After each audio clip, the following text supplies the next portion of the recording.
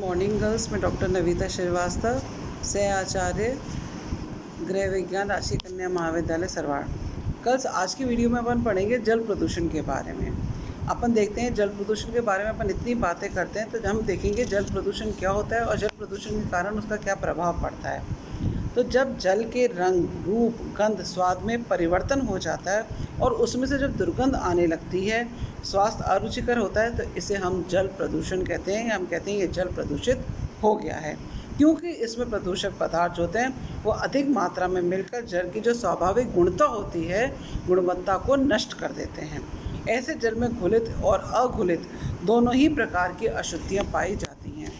जल प्रदूषण के हम बताते हैं निम्न के कई कारण हैं। सबसे पहले जो कारण अपन डिस्कस करेंगे वो है बढ़ती जनसंख्या।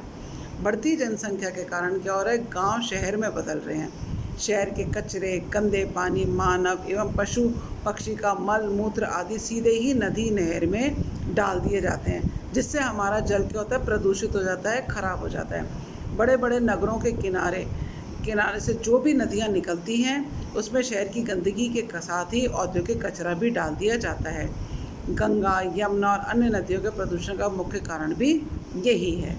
फिर हम देखते हैं कि भौतिक प्रदूषक कौन कौन से होते हैं इसमें। जैसे रंग, भौतिक प्रदूषक क्या हो जाता है इनमें, जैसे रंग, गंध, कीचड़, बालू, मल मूत्र, कूड़े करकट, जीवाणु, कीटाणु आदि जल में प्रदूषित होते हैं।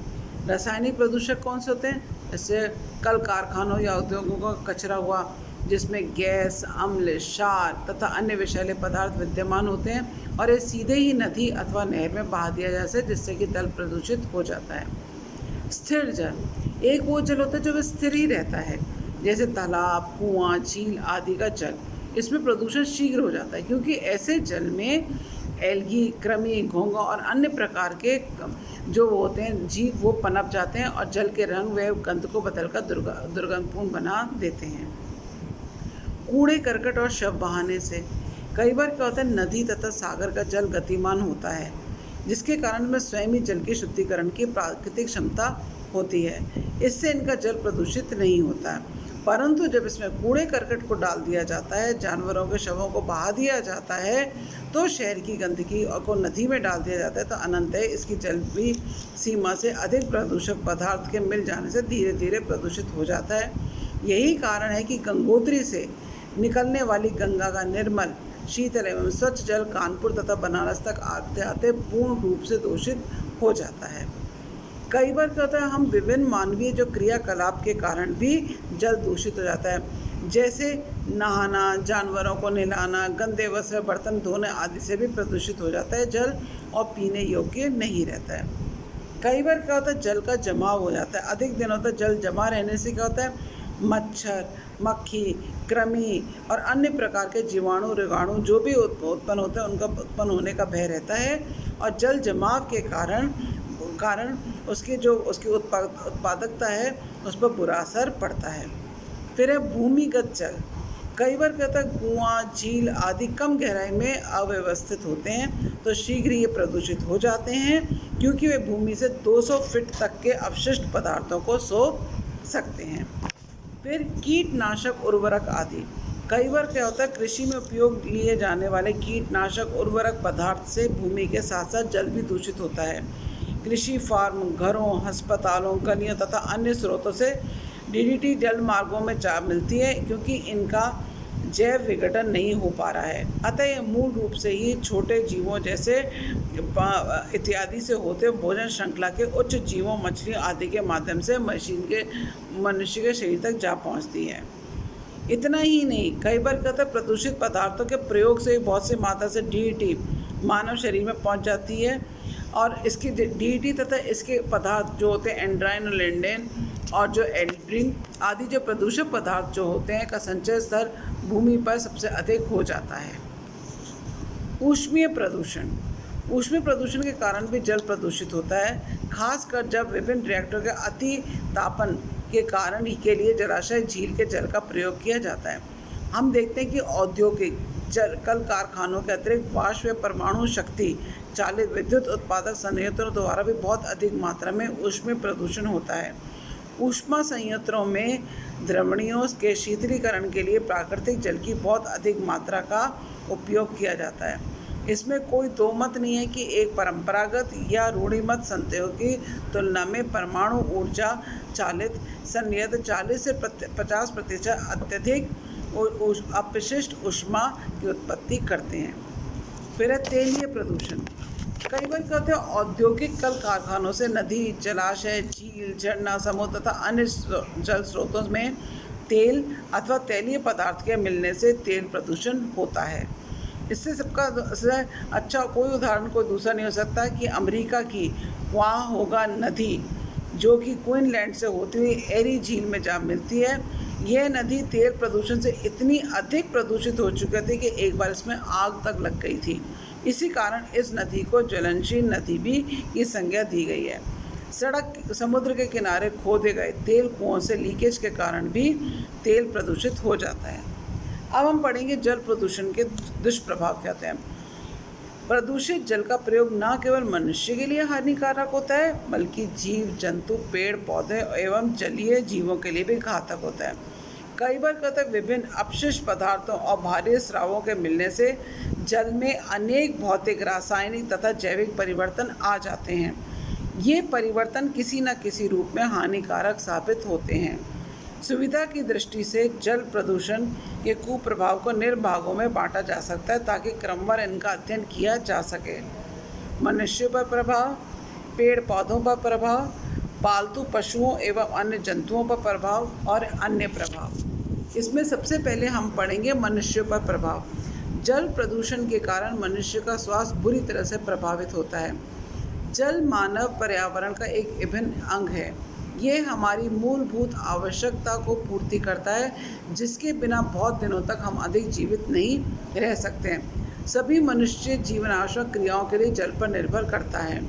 प्रदूषित जल से मानव स्वास्थ्य अनेक प्रकार से प्रभावित होता है, जैसे जल में उपस्थित रासायनिक पदार्थों के द्वारा, जल के संपर्क से और पेयजल द्वारा। जल में उपस्थित रासायनिक पदार्थ किसे कहते हैं? हम पहले ही पढ़ चुके कि अनेक रासायनिक पदार्थ जो होते हैं वो हमारे अपद्रव्यों के रूप में जल में प्राकृतिक रूप से उपस्थित रहते हैं।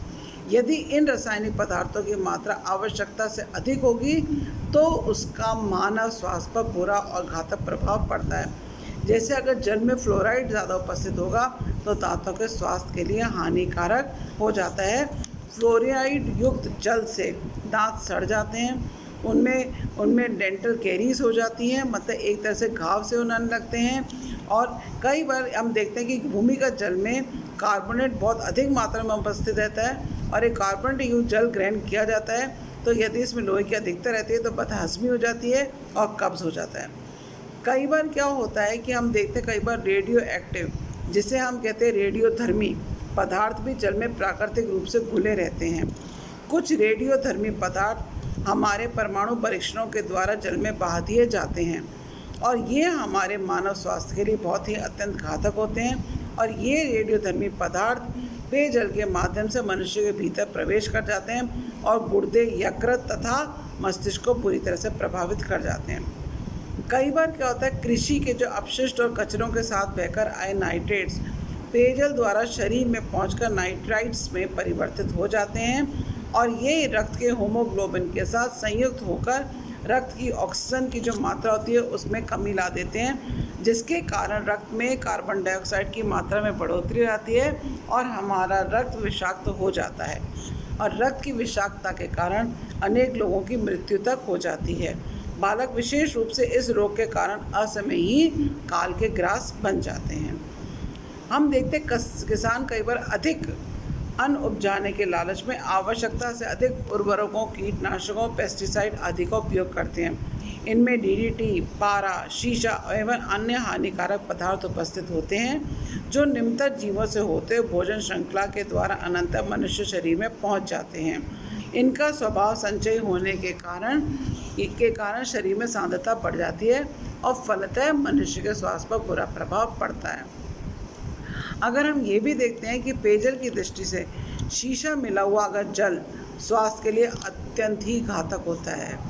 यह लंबे काल तक इस जल का अगर उपयोग करते हैं पेयजल के रूप में तो हमारे कलाइयों, जोड़ों में दर्द होने लगता है, कब्ज़ हो जाता है, पैरों के घुटने में दर्द और अन्य रोग हो जाते हैं। अब हम देखेंगे जल के संपर्क से कैसे हमारे शरीर पर बुरा प्रभाव पड़ता है। कई बार क्या होता है, नदी, नाले, जलाशय, झील, झरने आदि प्राकृतिक जल में अनेक परजीवी उपस्थित होते हैं। जब मनुष्य इन परजीवी युक्त जलाशय या नदियों में स्नान करता है, तब ये परजीवी मनुष्य के त्वचा, मतलब हाथ, पैर, पीठ, पेट को भेदकर शरीर में प्रविष्ट हो जाते हैं और अनेक प्रकार के रोग उत्पन्न कर देते हैं। फिर है हमारा पेयजल द्वारा। कई बार क्या होता है, प्रदूषित जल में विभिन्न रोगों के रोगाणु, जीवाणु, फंगस उपस्थित रहते हैं जो विभिन्न प्रकार के रोगों को उत्पन्न करते हैं। जैसे बैक्टीरिया अगर होता है इसमें, तो इससे टाइफाइड, हैज़ा आदि, पेचिश आदि बीमारियां हो जाती हैं। अगर पेयजल में कोई वायरस होता है तो वायरस के कारण कई बार चेचक, छोटी माता, काली खांसी, क्षय रोग, पोलियो आदि हो जाते हैं। अब हम पढ़ेंगे पेड़ पौधों पर प्रभाव। दूषित जल का पेड़ पौधों पर क्या प्रभाव पड़ता है। जल प्रदूषण के कारण मानव का स्वास्थ्य नहीं खराब होता है, बल्कि पेड़ पौधों पर भी इसका बहुत बुरा प्रभाव पड़ता है। प्रदूषित जल में कई बार अधिक मात्रा में उत्पन्न हो जाते हैं, काई अधिक उत्पन्न होते हैं, जिसके कारण सूर्य प्रकाश जल के भीतर तक नहीं पहुंच पाता है। फलतः समुद्री तल में उपस्थित जलीय पौधों का प्रकाश संश्लेषण की क्रिया ठीक प्रकार से नहीं होती और इस कारण उनकी वृद्धि उपस्थित नहीं हो पाती है। कई बार जल में उपस्थित डीडीटी और अन्य कीटनाशकों के कारण जलीय पदार्थों के प्रकाश संश्लेषण क्रिया वृद्धि प्रभावित होती है। जल में उपस्थित नाइट्रेट्स और फॉस्फेट के कारण जल में शैवालों का फुस्फटन तीव्रता से होता है। ये शैवाल बैक्टीरिया जैविक अपघटन को बढ़ाते हैं। इससे जल में अवयवीय परिस्थितियाँ उत्पन्न हो जाती हैं, जिसके कारण कुछ पौधे ही जीवित रह पाते हैं और कुछ तो नष्ट ही हो जाते हैं। प्रदूषित जल में कई प्रकार के प्रदूषित तत्व उपस्थित रहते हैं जो धीरे धीरे जलाशय के तल में ही बैठ जाते हैं और जिसके कारण हमारे जड़ वाले जो पौधे होते हैं वो मर जाते हैं। कई बार क्या होता है, प्रदूषित जल में बैक्टीरिया और आदि निम्न कोटि के पौधों को अति शीघ्रता से वृद्धि करते हैं तथा बड़ी बड़ी कॉलोनियों में समूह के रूप में एकत्रित हो जाते हैं। इन समूह को हम मल कवक भी कहते हैं। पालतू पशुओं एवं अन्य जंतुओं पर प्रभाव। जल प्रदूषण से जीव जंतु पर ही नहीं पर भी प्रभावित होता है। पेड़ पौधे, जीव जंतु ये सब भी प्रभावित होते हैं, जिसका कि हानिकारक प्रभाव पड़ता है। प्रदूषित जल में ऑक्सीजन की कमी और काई की अधिकता से जलीय तंतु विशेषकर मछलियां मरने लग जाती हैं और जिसके कारण कि हमारी मछलियां मरने लग जाती हैं। कई बार क्या होता है कि तापीय प्रदूषण के कारण जलाशय की धाराओं का तापक्रम सामान्य से बहुत अधिक हो जाता है और जिसके परिणाम स्वरूप क्या होता है, मछलियां मरने लगती हैं। कभी कभी उपयुक्त तापमान वाले जल की खोज में वो उपलब्ध स्थान से बहुत दूर के स्थानों पर पलायन कर जाती हैं। इतना ही नहीं, जल में कई बार शैवाल अन्य समान रूप से बढ़ जाते हैं तथा उसमें ऑक्सीजन की मात्रा काफ़ी कम हो जाती है और कुछ जलीय पौधों की वृद्धि इतनी अधिक हो जाती है कि जल मार्ग को ही वो अवरुद्ध हो जाते हैं और अधिक जलीय तापक्रम से हाइड्रोजन सल्फाइड तथा अन्य दुर्गंधपूर्ण गैसें उत्पन्न होने लग जाती हैं। निर्मल जल में निवास करने वाले अधिकांश जीव जंतु जल प्रदूषण के कारण मर जाते हैं। क्योंकि उनमें सहनशीलता अत्यंत ही कम होती है। फलतः वे प्रदूषित जल में जीवन जी ही नहीं पाते हैं। जल प्रदूषण का एक गंभीर प्रभाव किस पे पड़ता है? समुद्री जीवों पर। उद्योगों के प्रदूषणकारी तत्वों के कारण भारी मात्रा में मछलियां मरने लगती हैं। समुद्र के निचले स्तर पर पाए जाने वाले जंतुओं का नाश होने लगता है और मछलियों के मर जाने से काफ़ी नुकसान होता है, क्योंकि उत्तम गुणवत्ता वाला प्रोटीन का साधन कौन है? मछली है। इतना ही नहीं, प्रोटीन की प्राप्ति की समस्या तो उठ खड़ी होती है, साथ ही मछली मारने वाले लाखों मछुआरे बेरोजगार हो जाते हैं। इस तरह उनकी आजीविका भी छिन जाती है तथा रोजगार की खोज में इन्हें दर दर भटकना पड़ता है। और अब मैं बताती हूँ अन्य कौन कौन से प्रभाव पड़ते हैं जल प्रदूषण से। सबसे पहला है, अगर हम जल में उपस्थित विभिन्न प्रदूषक पदार्थ तथा सूक्ष्म जीव जैसे शैवाल आदि जल में रंगत पैदा कर देते हैं, परिणाम स्वरूप जल पीने में अरुचिकर हो जाता है। घरेलू कचरे के साथ आए पदार्थ की उपस्थिति जल में झाग आदि बनते हैं, जिससे जल शोधन प्रक्रम में बाधा उत्पन्न होती है। इसके अतिरिक्त कभी कभी कुछ जलीय कीट और प्रदूषक पदार्थ शोधन प्रक्रम में प्रयुक्त टपकने वाले निस्संदेह को अवरुद्ध कर देते हैं। पोषक प्रदूषण तत्वों द्वारा हुए सुपोषण के कारण अनेक निर्मल जल के स्रोत बंद हो जाते हैं। अम्लीय प्रदूषक तत्वों की उपस्थिति वाले जल से धातु निर्मित नलों, टंकियों, टोंटियों के क्षरण होने लगते हैं, फलतः वह जल्दी खराब हो जाते हैं। औद्योगिक उत्पादन पे भी जल प्रदूषण का विभिन्न व्यापक प्रभाव पड़ता है। इसका ज्वलंत उदाहरण है कि हम देखते हैं कानपुर का चर्म उद्योग के कारण वहाँ के जल में बहुत अधिक भारीपन आ गया है, जिसके कारण इसी उद्योग को काफ़ी मुश्किलों का सामना करना पड़ रहा है। इस तरह का दूसरा उदाहरण है दामोदर नदी के जल प्रदूषण का दुष्प्रभाव दुर्गापुर प्रोजेक्ट लिमिटेड की ऊर्जा इकाइयों पर भी पड़ रहा है। उसके कुछ ऐसे संयंत्र जो कम से कम 8 घंटे चलने वाले चाहिए, वे जल प्रदूषण के कारण मात्र सिर्फ 4 घंटे ही चल पाते हैं। और कई बार क्या होता है, प्रदूषित जल में जलीय खरपतवार की वृद्धि से जल के सामान्य उपयोग में भी बाधा आती है। अगर हम देखें तो एक अनुमान के अनुसार हमारे देश में प्रति वर्ष पानी के कारण होने वाली बीमारियों की वजह से 7 करोड़ 30 लाख कार्य दिवस नष्ट हो जाते हैं। इतना ही नहीं, प्रदूषित जल के उपयोग से होने वाली इन बीमारियों के इलाज पर कम से कम 600 करोड़ रुपए खर्च करने पड़ते हैं। अतः देश का विकास प्रभावित होता है। अगर हम देखें तो लखनऊ के निकट गुजरने वाली गोमती नदी में शहर में स्थित कागज़ और लुगदी उद्योग से निकले हुए कूड़ा करकट और अन्य अवशिष्ट पदार्थों को बहा दिया जाता है। इतना ही नहीं, शहर का मल मूत्र युक्त जल भी इसी नदी में आकर मिल रहा है। परिणामतः गोमती नदी का जल भी बुरी तरह से प्रदूषित हो रहा है। और हम ये भी कह सकते हैं कि श्रीनगर से गुजरने वाली झेलम नदी में भी शहर का 51,000 किलोमीटर अनुपचारित मलमल प्रति लीटर इस नदी में आकर मिलता है, जिससे यह नदी रह रहकर गटर में परिवर्तित होती जा रही है। इससे न केवल झेलम नहीं प्रदूषित होती, बल्कि गंगा, जमुना, सरस्वती, त्रिवेणी जैसी पवित्र नदियाँ भी इससे प्रदूषित होने से नहीं बच रही हैं। तो आज हमने पढ़ लिया है जल प्रदूषण के प्रभाव।